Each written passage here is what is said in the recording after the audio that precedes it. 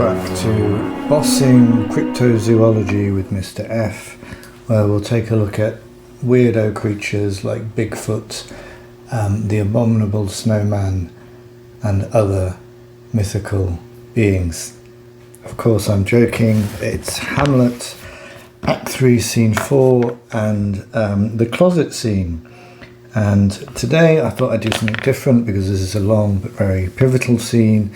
So I thought we'd do kind of an overview of the scene, and then we'll kind of work on AO5, which is more section B, isn't it, for you OCR students, and look at some different interpretations of this scene as we go through it and look at key quotes and how that's been reimagined and interpreted and realised by different directors, and as well as having a quick look at the key, a bit of critical analysis of this scene or relationship between Hamlet and Gertrude, which is Freud's psychoanalytic interpretation to do with the Oedipus complex, and we have something from a modern critic, and I'll talk about this article, brilliant article at the British Library, always a good source of critical information for you A-level students out there. So let's start with a quick look at the key dramatic events in this scene. Gertrude and Hamlet are alone on stage together for the first time, so that's really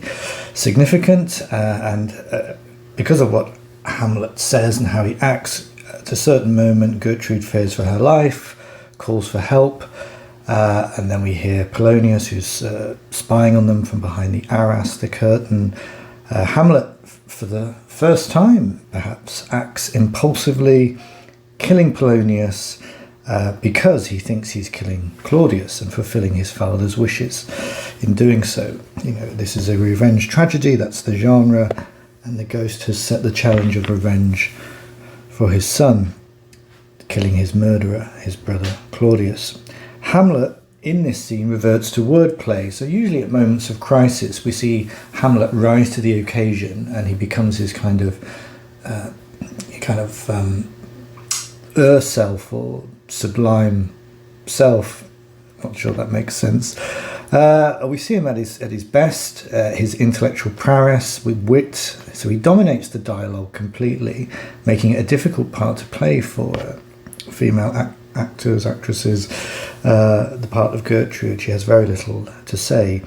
Hamlet is doing this to seek a confession and perhaps a changed lifestyle, changed habits from her. And here we have the mother-son dynamic, and which leads to the Freudian analysis, which is so famous. At a certain moment, it does appear that Hamlet gets through to Gertrude, and she shows signs of realizing the error of her ways. Also in this scene, the ghost returns to remind Hamlet of his duty and his promise to avenge him, but he also kind of says, go easy on the mother. Interesting kind of compassion being shown there from the ghost. And by the end of the scene, is there a kind of renewed intimacy achieved between mother and son? Is the relationship in some way repaired or improved? It has been a fraught relationship up to this point. Question mark. Okay, let's start by working our way through the scene and looking at some of those interpretations. Hamlet, thou hast thy father much offended, mother, you have my father much offended. There we see the wordplay and the kind of antagonistic nature of this exchange. Hamlet, again, reminding the mother of the original father, old Hamlet, you are the queen, your husband's brother's wife. So that's quite telling, the word order there. So for him, there's only one, whichever way we read husband and brother there, I think we know who Hamlet has in mind, which is the old Hamlet, who's been superseded by the brother. Clearly what happens here in this exchange is a sense of threat. Let me just pull open the scene in my book here, because I just watched the Olivier interpretation and he said something interesting. You go not till I set you up a glass, a mirror, where you may see the inmost part of you. So Hamlet sets out his stall about what he's going to do. He's going to show her to herself. He becomes the mirror. His words become the mirror, reflecting back her true self, her inner self, what she really is at heart. In his mind, someone corrupted by sex, and illicit sex, incestuous sex with her husband's brother. And because of this, so I think that's really interesting. And in some film interpretations, we have mirrors in the room.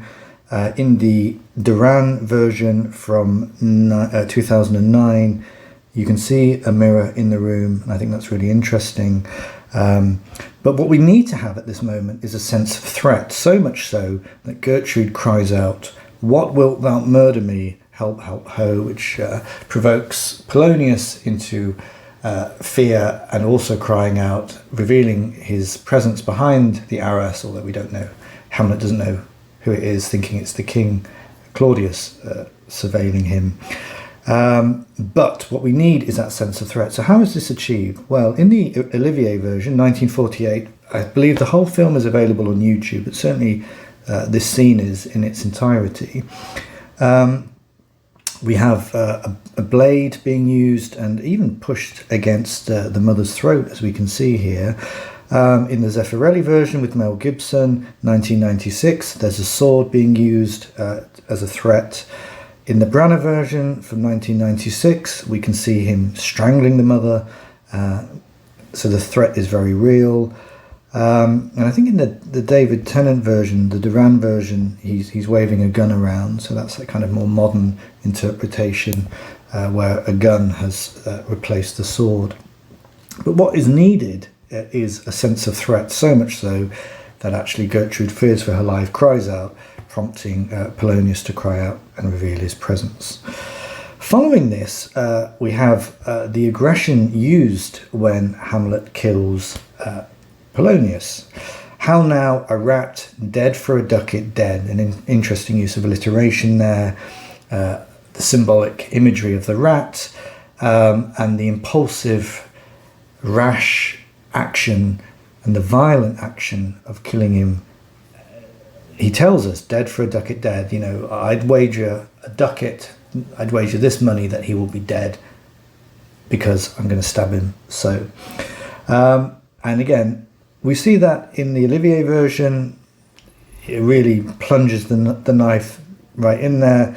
Here in the Zeffirelli version with Mel Gibson, again the sword goes straight through the arras. Multiple stabbings from Kenneth Branagh in his version, so really repeated violent there. In the Duran version from 2009, he shoots him, he's behind the mirror, interesting use of the mirror there. He's behind the mirror, and then of course what happens after that is we have the fragmented mirror, which remains often in shot, suggesting maybe the fragmented self of Hamlet, how he has these, you know, maybe split personality, or he's fragmented in some ways because of you know, what's happened to him as a product of the ghost and the death of his father and what happened with his mother and Claudius, etc., etc. Okay, so that's really interesting. Now, after that, we have to have the ambiguity about who's been killed. Gertrude chides the son for the act. "Oh, what a rash and bloody deed is this." Interesting use of deed, the classic euphemism in Shakespeare for a murder. "A bloody deed, question mark, almost as bad, good mother, as kill a king and marry with his brother." A really important quote there, with that wonderful wordplay and naming the crime to the mother about what, you know, the crime that she's committed, how she's trespassed, how she has sinned, even at the very moment that he has killed someone. And of course, in Hamlet's mind, the killer king is what he believes he himself has now done, killing what he sees as the illegitimate king, Claudius. And obviously those words resonate because they're repeated by Gertrude as killer king, question mark. And what we need here is that ambiguity in terms of stagecraft to be shown dramatically through dramaturgy, So if we have the arras, the curtain, this will allow this. So in the Olivier version, we get the kind of moment's doubt, hesitation before the big reveal. We get that in the Mel Gibson version, Zeffirelli, 1996, is it? It's 1990, isn't it? Whoops, boo-boo. There we are. I think that's 1990, so I'm going to change that.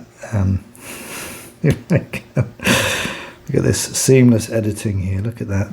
1990.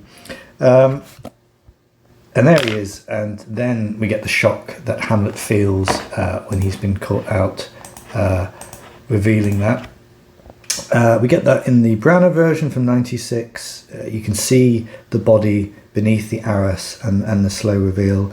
Even in the Duran version, where it's not a curtain or an arras, it's a mirror, he's still in the dark, and we get Hamlet striking a match to reveal who the body is.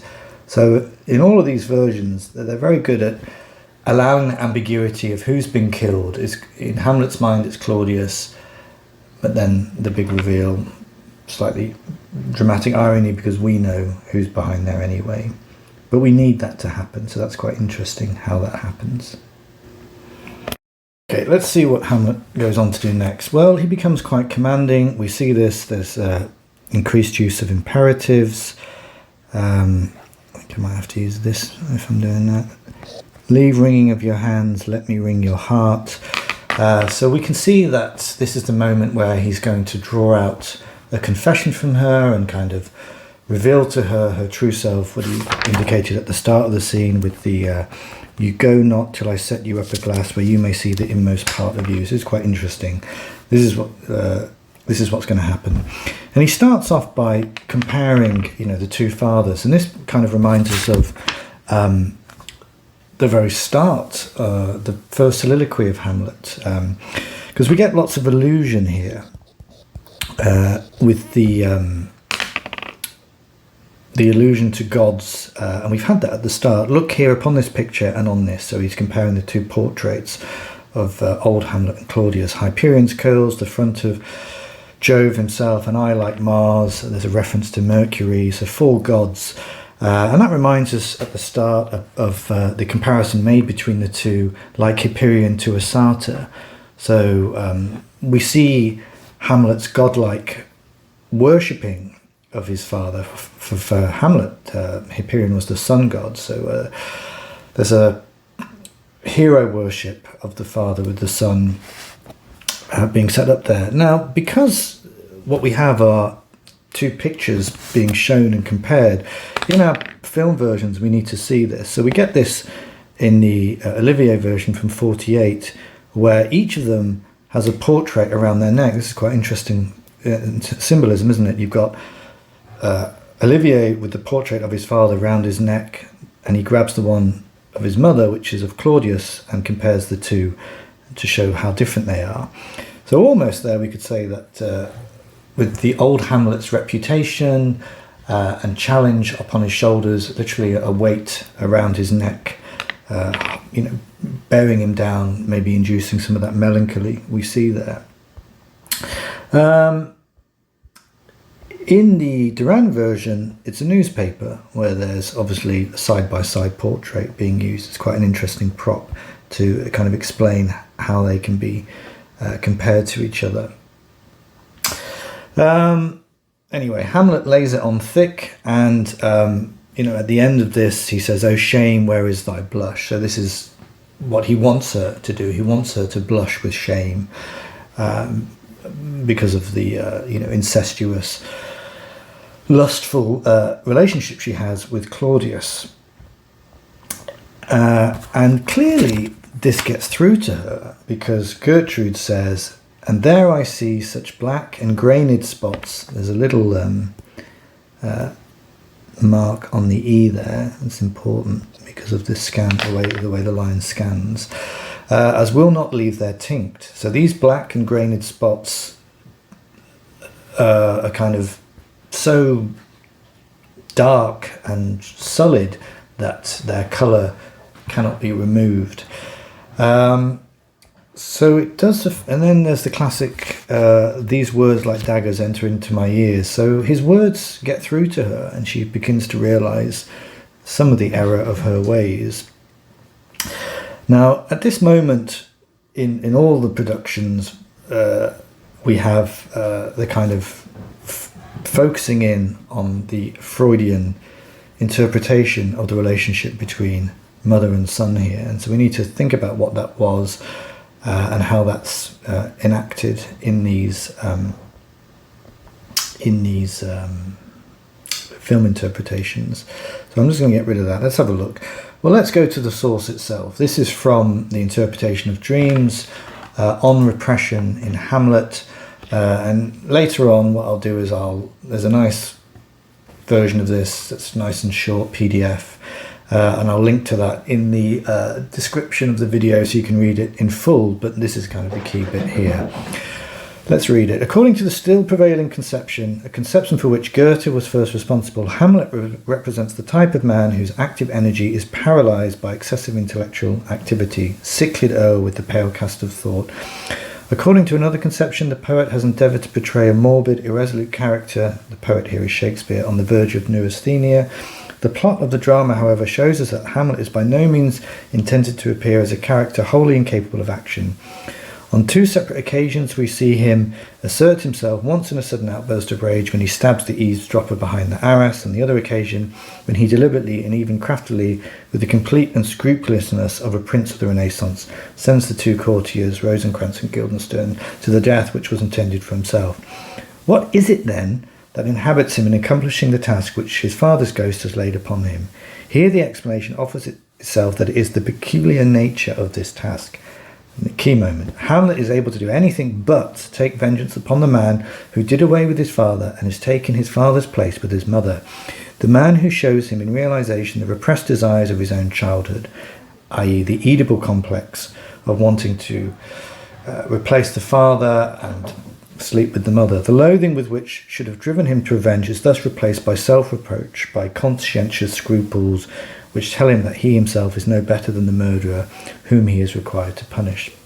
It's interesting, isn't it? Even the very word use of conscience there, conscientious scruples and self-reproach. We see a lot of that.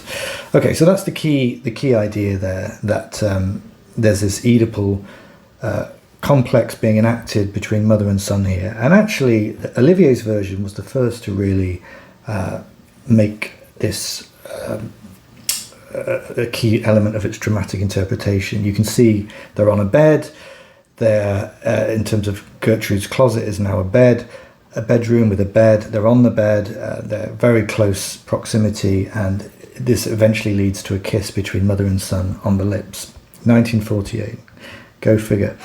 All right, and subsequently, this has been, a prevailing trend in interpretations. Here we see again on the bed. Remember, we have the mirror in the background, shattered mirror. It's quite interesting, and we can see Hamlet's proximity, physical gestures with the mother, and even lifting up the bed sheets, which links directly to a line, nay, but to live in the rank sweat of an enseamed bed, stewed in corruption. We'll come back to that, because rank and corruption are words that repeat throughout the play and remind us of rottenness, corruption, and kind of the physical manifestation, rank, the idea of something that stinks is morally corrupt, but is kind of physically unpleasant even. Again, there we can see, almost like mock coital interpretation there, with Hamlet astride the mother fondling Hamlet's chest. And in another version, this is Andrew Scott is playing Hamlet, Juliet Stevenson is Gertrude. This is Ick, or Icky. It's a bit icky, 2018. And as you can see, again, mock coitus, he's on top of her, and it all gets very physical. All of these versions are on YouTube. I will link to them all so you can see these clips. The one I don't have is Branagh, but you've got enough there to show that kind of lineage from Olivier to later versions. Okay, so there we are. We have the Oedipal complex, Freud's idea, and how that manifests itself in dramatic interpretations of Hamlet. Okay, I've got to come back to this at some point. Let me skip on to the next dramatic thing that happens, which is the appearance of the ghost, which is signalled by the chiming of the clock in the Duran version of 2009. It's quite an interesting way of doing it. The Olivier version of 1948 has a brilliant way of representing the ghost. The ghost becomes the camera. So Hamlet addresses the camera as if he's addressing the ghost, and only he can see it. Remember, the mother can't. And the entrance of the ghost, this kind of booming footstep presence, really impacts on Olivier's Hamlet. It's very effective, and I really recommend seeing that. Even though it's in black and white, it's actually one of the better versions. Personally, the Tennant version is a masterclass in overacting. Andrew Scott, likewise. Neither one of these does it particularly for me in terms of being convincing Hamlets. But hey ho, just one man's opinion. All right, so the ghost arrives, and interestingly, one of the last things he said to Hamlet in Act 1, Scene 5 was, "Remember me." And the first thing he says to Hamlet is, "Do not forget." So both imperatives. Again, you might say guilt-tripping, pressurizing Hamlet into fulfilling his wishes for revenge. The revenge tragedies, generic trope of the son or the victim of murder being avenged. However, in Act 1, Scene 5, he did tell Hamlet not to hurt the mother, because her conscience would do that with the thorns. I think it was the word he used, would prick her conscience. And again, here he can see that he arrives just at the moment that Gertrude seems to be understanding when she talks about the black and grained spots and the daggers, the word like daggers entering her ears. And that's when the ghost arrives, and he says, "Oh, step between her and her fighting soul. Conceit in weakest bodies, strongest works, speak to her, Hamlet." So again, a reminder not to use violence against the mother, but to kind of force the thorns of conscience to prick her, and to kind of intervene. And it seems like quite a compassionate moment. So we see what Hamlet says next. "Lay not that flattering unction to your soul, that not your trespass but my madness speaks." This is because the mother is horrified that Hamlet seems to be speaking to thin air, and appears to be mad, like we've seen previously. And again, that we have that dichotomy between antic disposition, is he playing mad or is he really mad, and how that appears to other characters on the stage. But here Hamlet is basically saying that would be a flattering ointment to say it's my madness and not the sins that you've committed that are the problem. And here's what's interesting, because again, rotten, corruption, illness, the key themes for me of this play. "It will but skin and film the ulcerous place, whilst rank corruption, mining all within, infects unseen." So there's a kind of doubling there between the problems of rank corruption and the unweeded garden, and something rotten in the state of Denmark at a state level, of the polity of the city and of the court of Denmark, and at the personal level of the mother's soul being rotten and damaged unless she confesses and repents. "Confess yourself to heaven, repent what's past, avoid what's to come." This must be the pit of hell, hellfire. "And do not spread the compost in the weeds to make them ranker." And again, that reference to the garden takes us back to the unweeded garden, where things merely possess it, grow rank. That grow to seed, things rank and gross in nature, possess it merely. So there's a lot of callbacks to that first soliloquy at this moment, and that's really interesting. Because remember, Hamlet's soliloquy in Act 1, Scene 2 follows on from Claudius and Gertrude speaking to the court, and Hamlet watching in the wings, listening to that. Okay, we're almost there. I will come back to this thing about from the British Library website, but let's just see what we've got at the end of the scene, where Hamlet seems to this idea of renewed intimacy between mother and son. "Oh Hamlet, thou hast cleft my heart in twain, in two." Hamlet sees himself here as God's agent in a way, but heaven hath pleased it so to punish me with this, and this with me. This is the death of Polonius. That's kind of he sees this as just acting on like a divine plan or providence, that I must be their scourge and minister. So he sees himself as God's agent, purifying maybe the rotten court of Denmark. I must be cruel only to be kind. Again, this is both to the mother but also to the wider court. Thus bad begins and worse remains behind. This is a very famous line. I think these are really interesting lines. The idea of being the scourge and minister, like these metaphors for the role he sees himself as doing, and that probably comes from the father's desire for revenge, and maybe he's renewed passion to do this because the ghost revisits him to remind him of his duty. And remember, the ghost also says at this point, "This visitation is but to whet thy almost blunted purpose." Like, it's Act 3, Scene 4. What you're playing at, mate? Speed things up a bit, and be a bit more accurate with your rapier when you use it against the right person, Claudius, and not the wrong one, Polonius. And again, maybe Hamlet is aware of, seems to be justifying his actions here. Gertrude's "but what shall I do" is very interesting, because the mother seems to be taking orders from the son, seeking advice and wisdom and counsel from the son.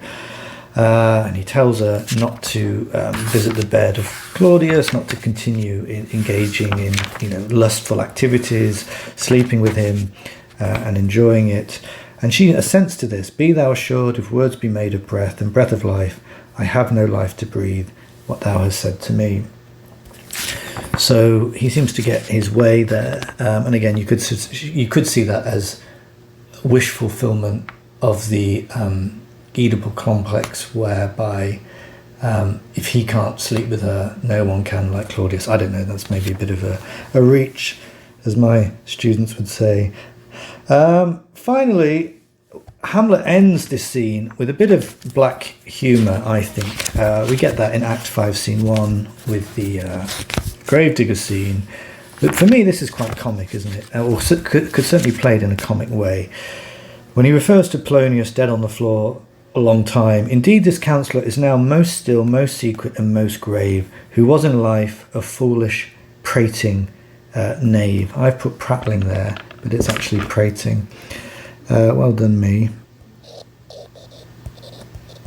Prating and prattling mean the same thing. I'm talking too much.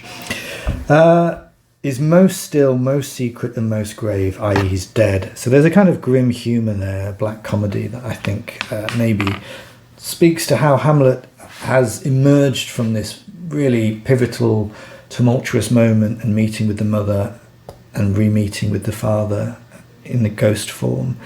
And maybe there's a kind of release there for him at the end that allows him to view things more comedically. All right, let's come back to this. I know this is a long one, isn't it? It's epic. Character analysis. Gertrude in Hamlet. This is from Tamara Tubbs' British Library article from 2017, which I will link to as well here.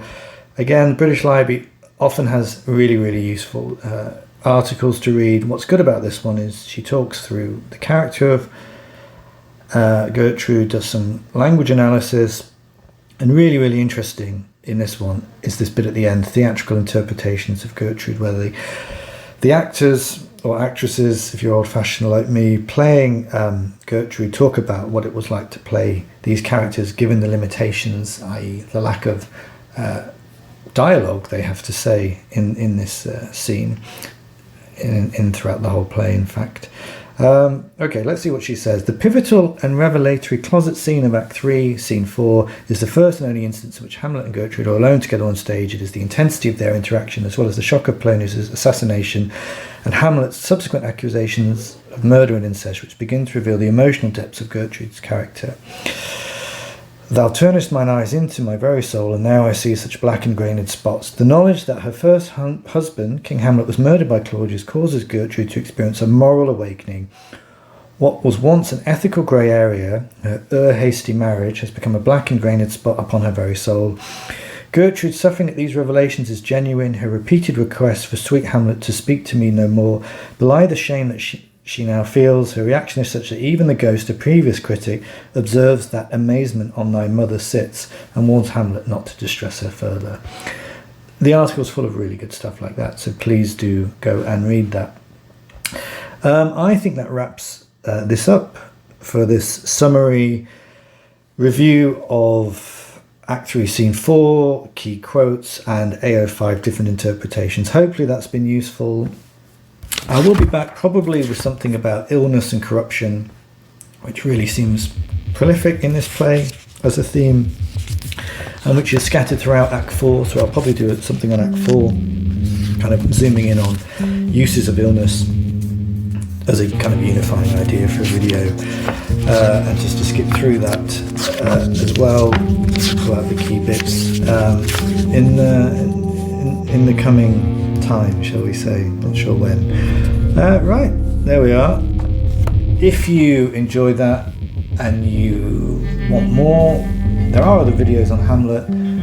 Smash that subscribe button, do something lovely to the like button, leave a comment to engage with me if you have any questions about this video or others, and I will be back with more Felicity anon. Bye for now.